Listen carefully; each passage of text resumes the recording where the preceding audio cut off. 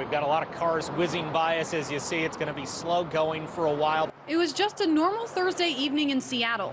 Tired workers were commuting home on the Interstate 5 bridge. Now, SDOT says there are other ways to get to the highways, I-5 and I-90, of course. When suddenly 2 of those cars that were driving over that beautiful Skagit River ended up in it. We have breaking news tonight. The I-5 bridge over the Skagit River has collapsed. Without warning, a large section of the 58-year-old bridge collapsed, reportedly caused when a truck struck the side.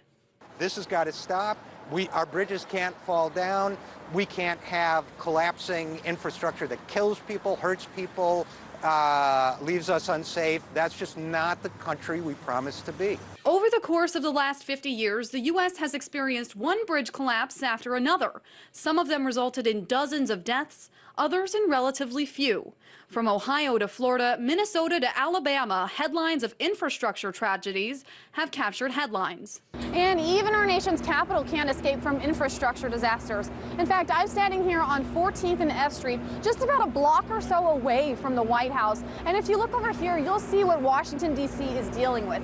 This is a massive sinkhole that opened up in the middle of the street.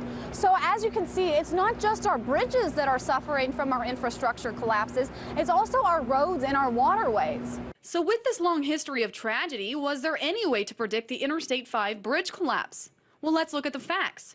The bridge was built back in 1955. When it was inspected last year, it had a sufficiency rating of just 47 out of 100.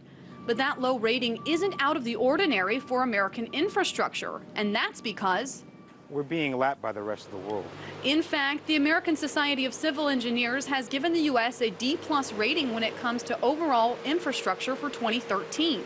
And the group predicts it will take some $3.6 trillion by 2020 to fix this growing problem. Now, a new bill was introduced in Congress today called the Partnership to Build America Act. But that bill could take months to pass. And the fact is that America's infrastructure has a long road ahead of it before it can go into cruise control. In Washington, Megan Lopez, RT.